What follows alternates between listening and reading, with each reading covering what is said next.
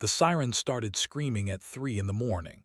Park woke up in her small room on station, her heart beating fast. She had heard emergency drills before. This was not a drill. This sound was different.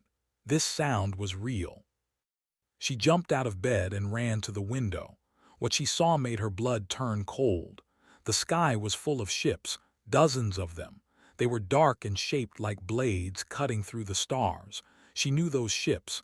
Everyone in the galaxy knew those ships. They belonged to They were a warrior race. They were tall, nearly 8 feet, with skin and eyes that glowed like hot copper. They had conquered dozens of worlds. They believed that fear was the greatest weapon. They believed that the strong should rule and the weak should serve. And now they were here. The first explosion shook the station, fell against the wall. Alarms screamed louder. Red lights flashed everywhere. She could hear people running in the hallway outside. She could hear screaming. She had to move. She had to get to the escape pods. That was what the training said. But as she opened her door, she stopped. The nursery wing was on this level. The research station had several alien families living here, scientists from different worlds working together. Some of them had children. She studied alien life. She had spent 3 years on this station learning about different species, their bodies, their cultures, their ways. She had made friends here, real friends, and some of those friends had Bobbies in that nursery. She ran not toward the escape pods, toward the nursery. The hallway was full of smoke. People pushed past her, running the other way. Someone grabbed her arm and shouted at her to turn around. She pulled free and kept running. The floor shook again. The lights went out, then came back on, dim and flickering. When she reached the nursery wing, she found the door broken open. Inside, everything was chaos. Cribs were knocked over. Medical equipment was scattered on the floor. She searched through the room, calling out, hoping someone would answer. Then she heard it, a small sound, a tiny cry. She followed the sound to a back room. The door was half closed. She pushed it open and stepped inside. The room was dark except for the emergency lights, and there, on the floor, she found them. A woman lay still on the ground. She was not moving. Her skin was pale and her copper eyes were open but empty. Knew death when she saw it. This woman was gone. But next to her, wrapped in a torn blanket, was a baby, a cub. It was tiny, no bigger than a human infant. Its skin was soft and its little eyes were squeezed shut as it cried. Its small claws grabbed at the air, searching for something to hold. Knelt down. She looked at the dead mother. She looked at the crying baby. She understood what had happened here. This woman had been one of the researchers, a defector who had left her people to work with humans. She had believed in peace. She had believed in cooperation. And now she was dead and her baby was alone. The station shook again, closer this time. Could hear boots in the hallway, heavy boots. Soldiers were coming. She did not think. She did not plan. She just acted. She picked up the baby and held it close to her chest. The cub was warm and small and trembling. It stopped crying the moment it felt her heartbeat. Wrapped her coat around the baby and ran. She knew the station well. She had explored every corner during her 3 years here. She knew about the maintenance tunnels below the main level. She knew places where a person could hide. She found an access hatch and climbed down into the darkness. The tunnels were narrow and cold. Pipes ran along the walls. The air smelled like oil and metal, but it was safe, for now. She crawled through the tunnels until she found a small storage room. It was barely big enough for one person. She squeezed inside and closed the hatch behind her. Then she sat in the darkness, holding the baby, trying to breathe quietly. Above her she could hear the soldiers. Their boots were loud on the metal floors. Their voices were sharp and angry. They were searching for survivors. They were searching for her. The baby made a small sound, pressed it closer to her chest. She started to hum. It was a song her grandmother used to sing to her when she was small, a Korean lullaby about the moon and the stars and a child who was loved. She did not know if Bobbies understood music, but this baby grew quiet. Its small claws grabbed her shirt and it pressed its face against her heart. For 3 days, hid in those tunnels, she had a water bottle in her coat pocket and a few protein bars she had grabbed on the way. She shared everything with the baby. She chewed the food into small pieces and fed it carefully. She gave it water drop by drop. She held it when it cried and sang to it when it was scared. She named the baby. It was a Korean word that meant spring. It meant new beginning. It meant hope. On the second day, she heard the soldiers getting closer. They were checking the tunnels now.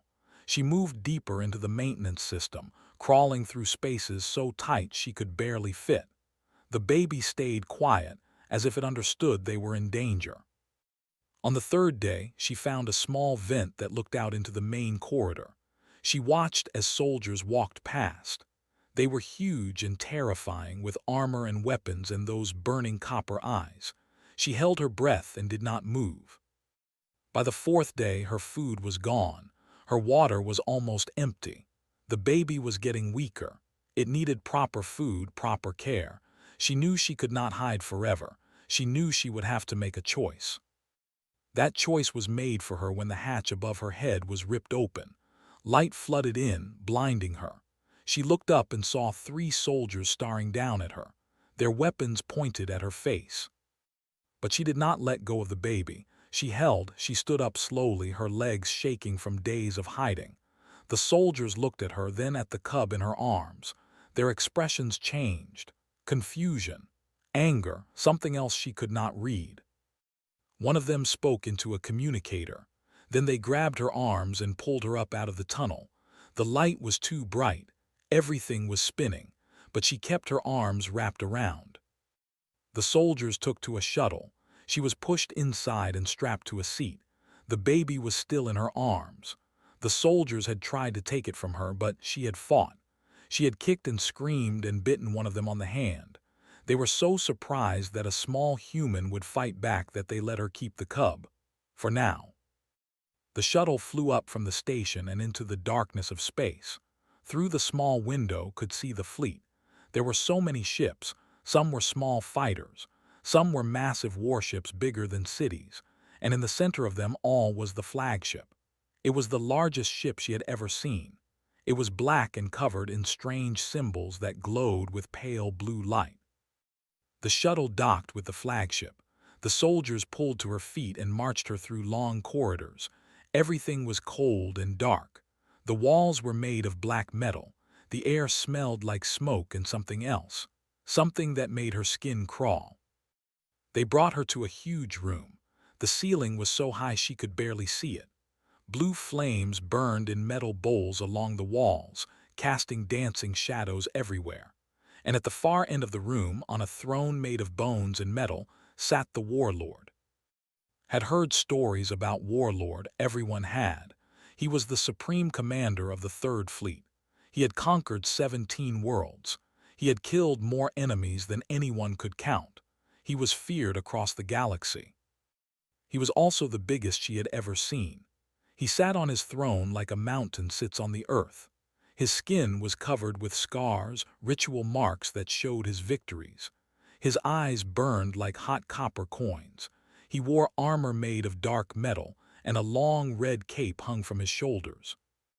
The room was full of other warriors and officers and advisors. They stood along the walls, watching, waiting, felt their eyes on her like the weight of stones. The soldiers pushed her forward until she stood at the base of the throne. They forced her to her knees, but she kept her head up. She kept her arms around the baby.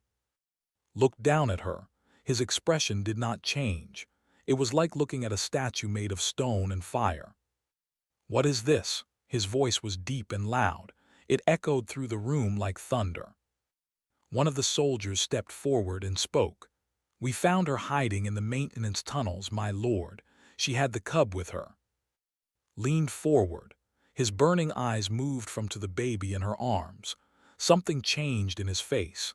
It might have been surprise, it might have been anger. It was hard to tell. "A human," he said slowly.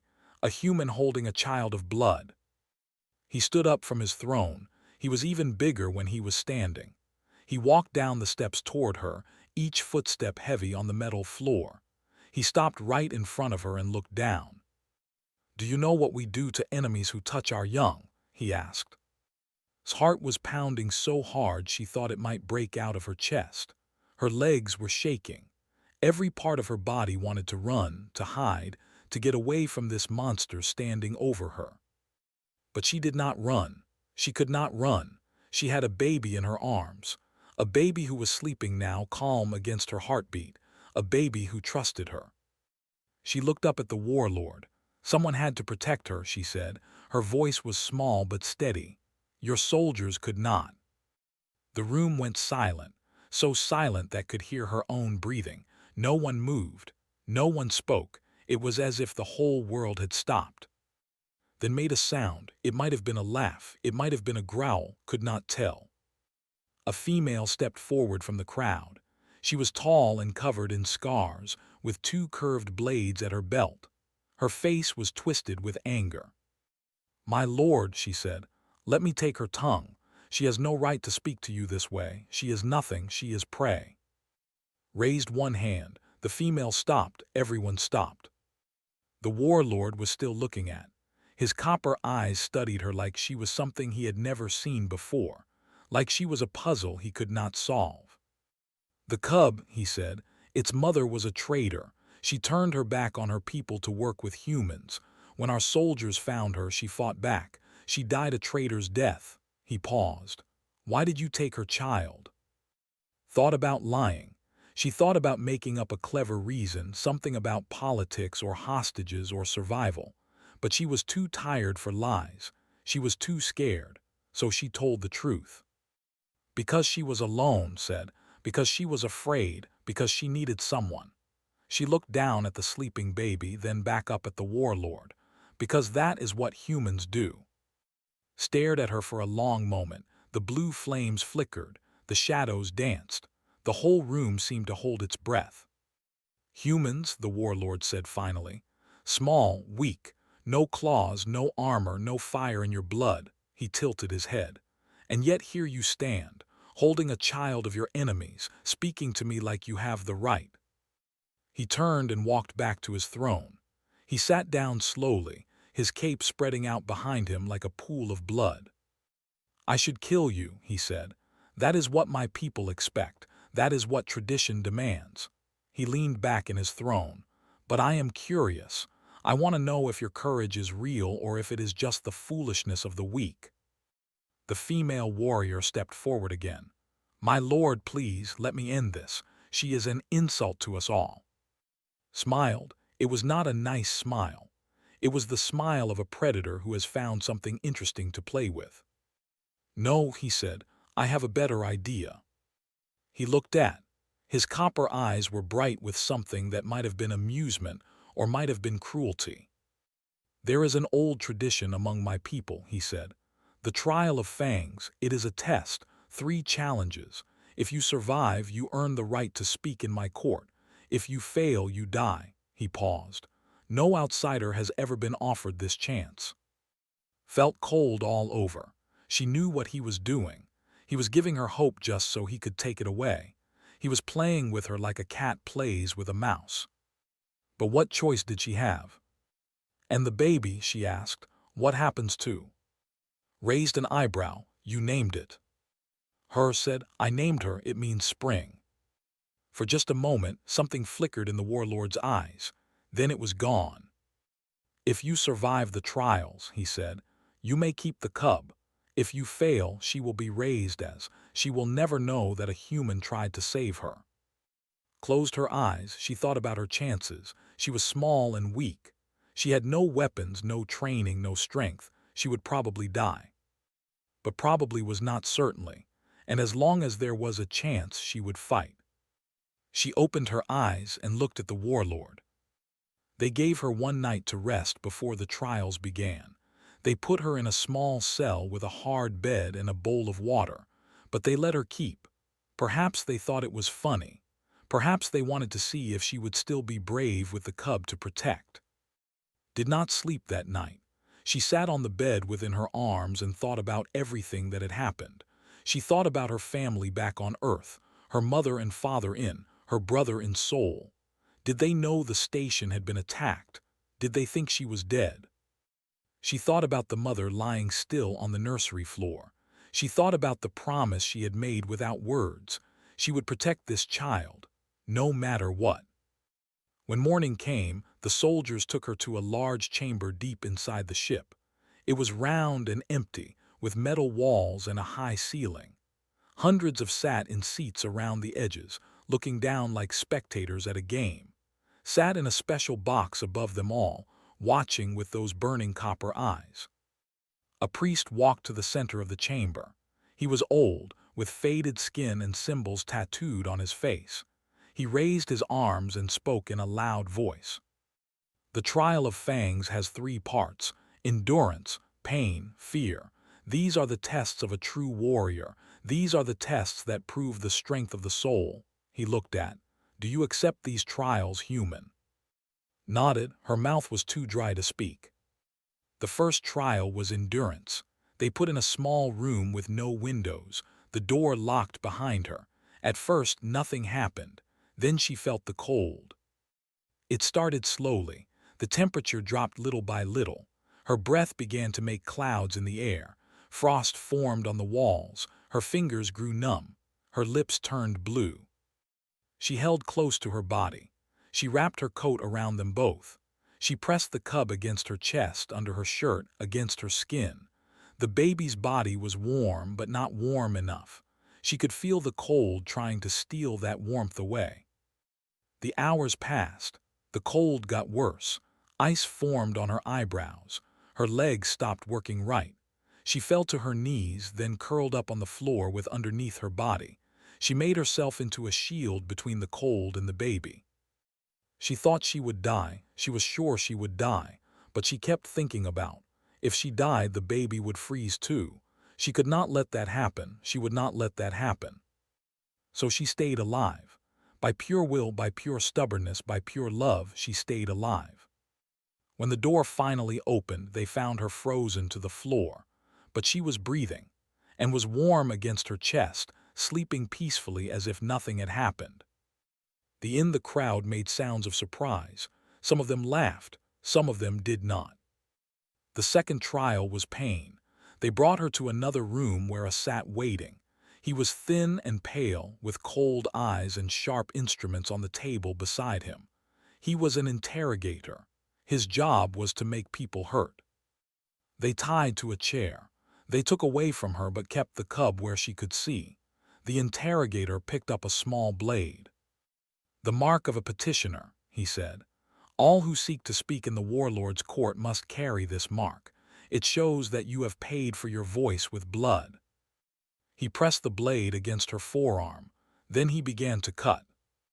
The pain was worse than anything had ever felt. It burned like fire and ice at the same time.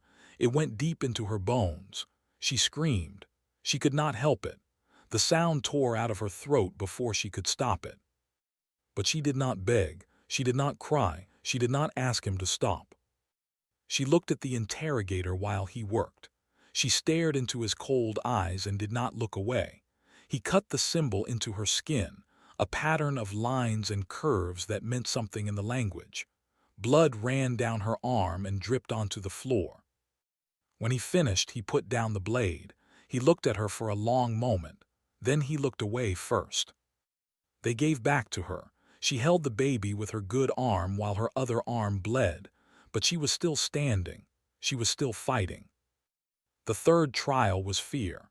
This was the trial that killed most people.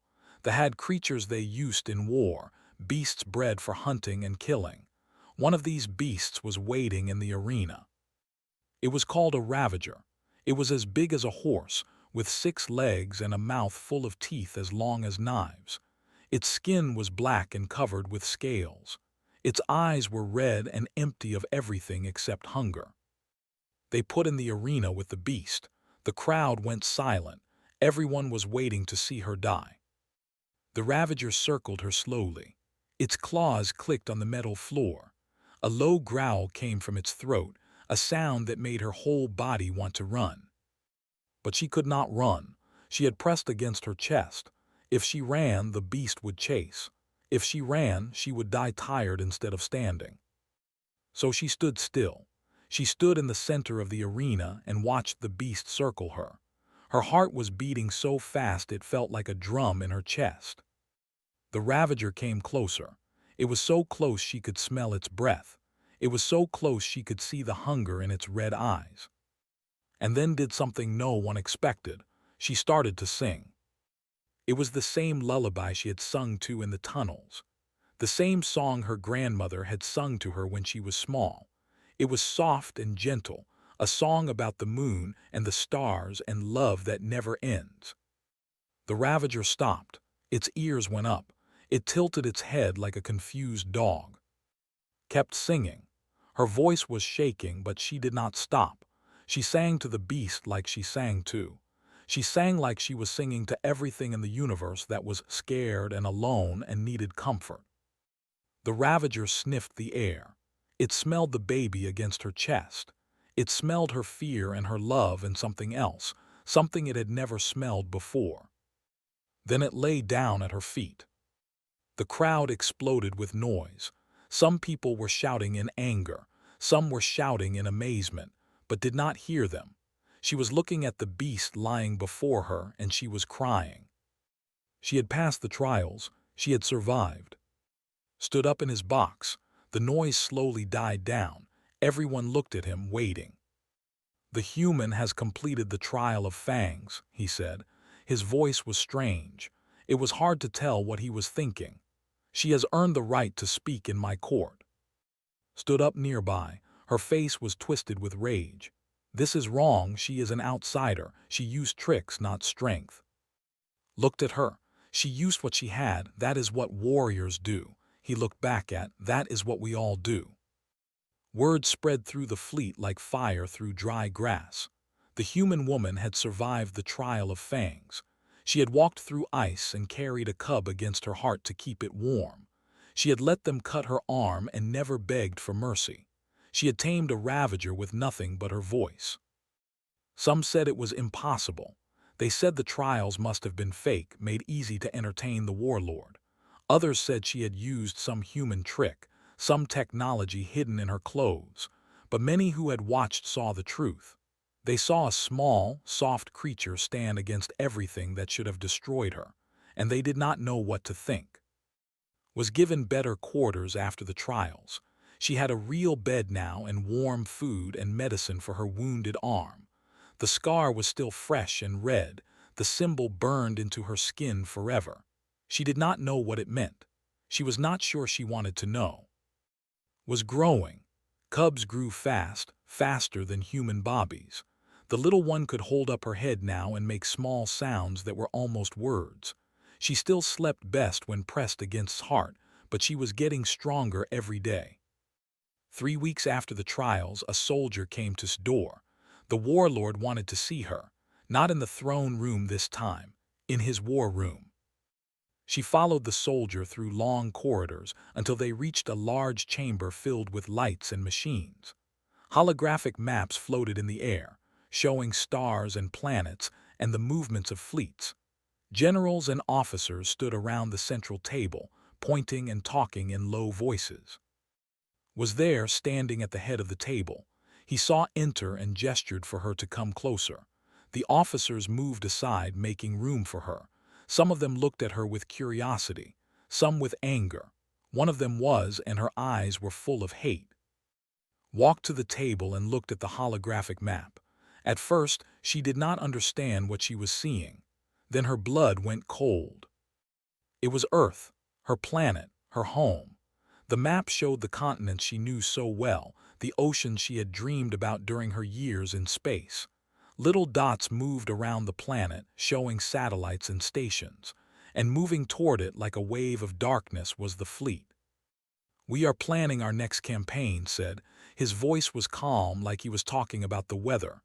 "Your world has resources we need, metals, water, land." He looked at her. "People." Felt like she could not breathe. All those months of trials and survival, and she had almost forgotten why she was really here. They were not just conquerors. They were slavers.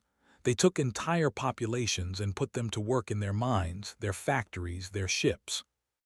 And they were coming for Earth. Your people will fall, continued. You have weapons, yes, ships, soldiers, but you have never faced anything like us. You will fight for a few months, maybe a year, then you will kneel.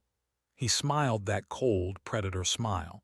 All species kneel in the end. Stared at the map. She thought about her parents in their small apartment inn. She thought about her brother teaching his students in Seoul. She thought about all the billions of people going about their lives, not knowing that death was coming from the stars. Something changed inside her.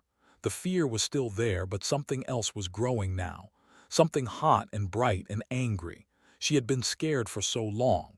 She had been running and hiding and surviving, but she was tired of being scared. She looked up at the warlord. He was watching her, waiting to see what she would do. You think we are weak, she said. Her voice was quiet but steady. You look at us and you see small bodies, soft skin, no claws, no fangs, no armor. Nodded slowly. This is what I see. This is what is true.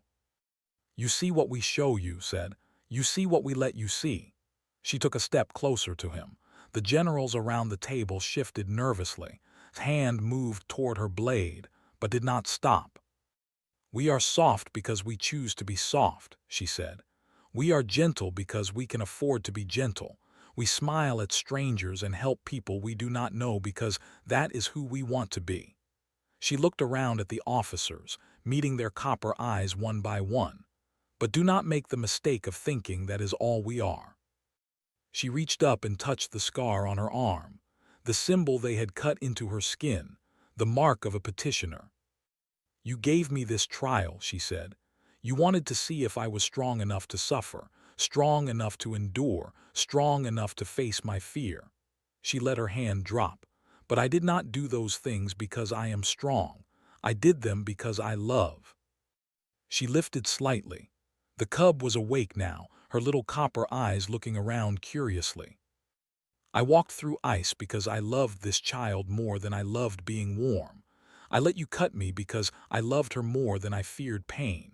I faced your beast because I loved her more than I loved my own life. Her voice grew harder.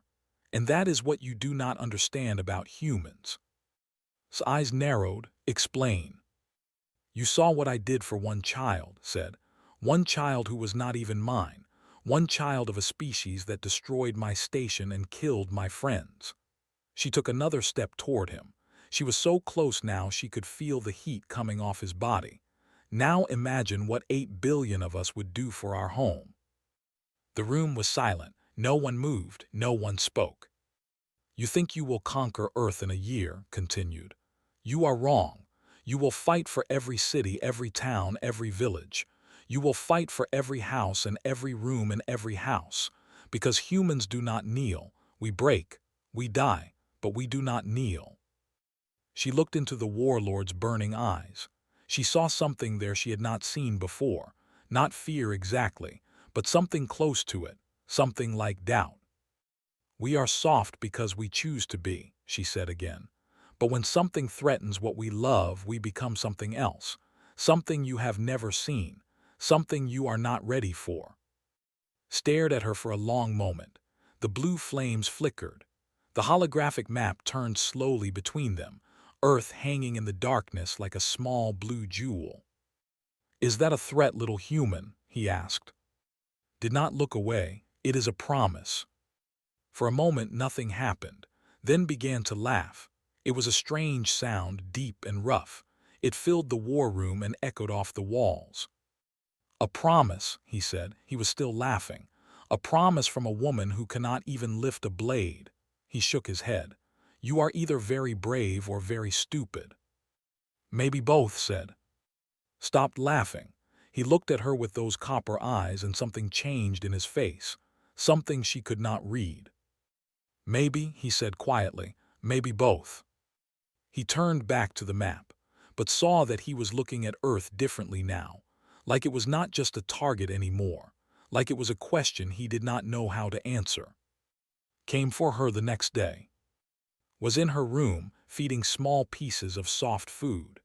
The cub was learning to eat on her own now, her tiny claws grabbing at the food with clumsy eagerness. It was a peaceful moment, the kind had learned to treasure. Then the door slammed open. Stood there, tall and terrifying, her twin blades gleaming at her belt. Her copper eyes were burning with rage. "You have shamed me," said. Her voice was low and dangerous. "You have shamed my people. A soft, weak human standing in our war room speaking to our warlord like an equal." She stepped inside. "I will not allow this to continue." Stood up slowly, holding close. "I did not ask for any of this. I just wanted to protect this child." "The child is not yours," spat. "She is. She belongs with her people, not with some human animal." She drew one of her blades. "I challenge you to single combat. By our law, you cannot refuse without losing your life and the cub." Felt her stomach drop. Single combat, against a trained warrior, against someone who had spent her whole life learning to kill. This was not like the trials. This was not endurance or pain or fear. This was murder dressed up in tradition. "If I refuse," she asked, though she already knew the answer. "Then you forfeit," said. "You will be executed, the cub will be taken from you, and your precious earth will burn just the same." There was no choice. There had never been any choice. "When?" asked. Smiled, it was cruel and sharp. "Tomorrow at dawn." She turned and walked out. The door slammed shut behind her. Sank onto the bed. Her hands were shaking, made a small sound and pressed against her chest, sensing her fear. She held the cub close and tried to think. She had no training. She had never held a weapon in her life. She had survived the trials through luck and love and stubbornness, but those things would not help her in a fight against. The warrior would cut her down in seconds. That night she did not sleep. She sat by the window of her room and looked out at the stars. Somewhere out there was Earth. Somewhere out there was her family. She might never see them again. She looked down at sleeping in her arms. The little cub's face was peaceful, her small chest rising and falling with each breath. She had no idea what was happening. She did not know that tomorrow might be the last day. "I am sorry," whispered. I tried so hard." Dawn came too fast. The soldiers took her to the arena where she had faced the Ravager. But now the arena was different. The beast was gone. In its place was a circle marked on the floor, surrounded by thousands of waiting to watch. Was already there, standing in the center of the circle. She wore light armor and held both her curved blades. She looked like death waiting to happen. Walked into the arena. She had made a sling out of cloth and tied to her chest. The cub was awake but quiet, her copper eyes watching everything, would not leave her behind. Whatever happened, they would face it together. The crowd went quiet as she entered the circle. She could feel their eyes on her. Some were curious. Some were hungry for blood. But here and there she saw something else. She saw looking at her with something like respect. Was watching from his box above the arena. His face showed nothing. "Begin," he said. Moved like lightning. Her first strike came so fast that barely saw it. The blade cut across her shoulder, opening a deep wound. Blood ran down her arm. The pain was bright and sharp. She stumbled back, did not give her time to recover. The second strike came for her chest, twisted away, but the blade caught her side. More blood, more pain. The crowd cheered. They loved this. They loved watching the weak fall before the strong. Fell to her knees. Her vision was getting dark around the edges. She could hear her own heartbeat, fast and desperate. She could feel pressed against her chest, warm and alive.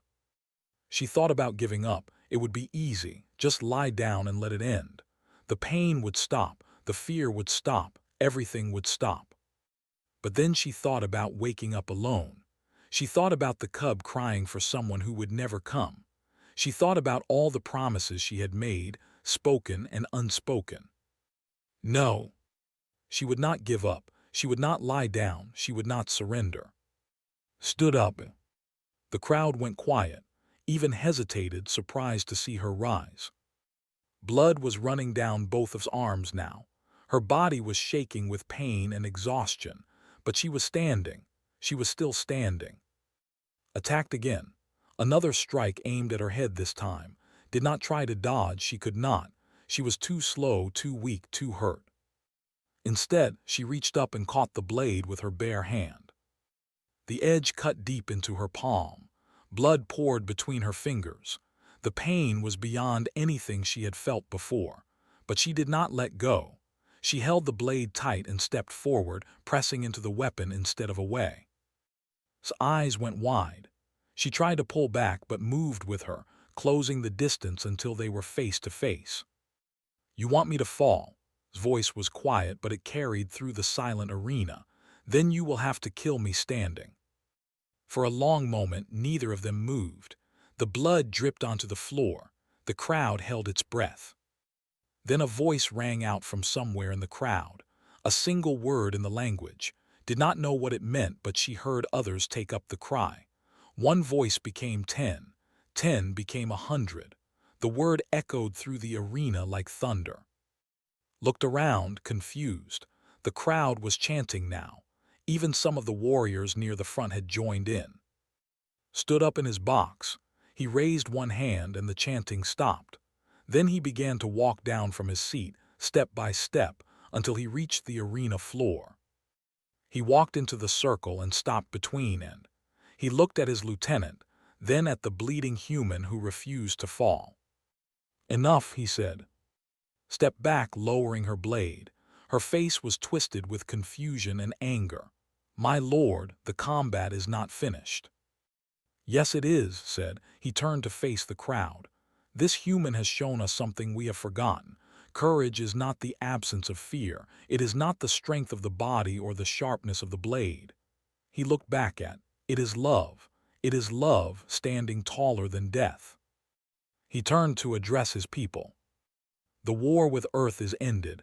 We will send ships, but not for conquest, for treaty, for peace." His copper eyes found, "And this human will speak for her kind." The crowd exploded into noise. Some cheered. Some shouted in anger, but did not seem to care. He looked at with something new in his eyes. It might have been admiration, it might have been friendship. It was hard to tell. Finally let go of the blade. Her hand was ruined, cut to the bone. But she did not feel the pain. She felt something else. Something she had not felt in a very long time. She felt hope. 3 months later, she stood on the observation deck of a diplomatic ship. Below her, through the wide windows, Earth turned slowly in the darkness. The oceans were blue and beautiful. The clouds were white and soft. It was the most wonderful thing she had ever seen. Stood beside her on unsteady legs, pressing her small face against the glass. The cub made excited sounds, pointing at the world below with tiny claws. Somewhere down there, his brother was waiting at the landing site. Her parents were there too, old and worried but alive. They did not know yet about everything that had happened. They did not know about, or the trials, or the war that had almost been. But they would understand.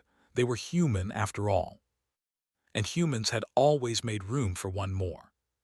She had planted a seed. Whether it would grow or die, she did not know. But it was something. It was a start. He sat down again. The trial was over. But knew this was only the beginning. "I accept." Whatever happened next, she would not let go. She had promised herself that.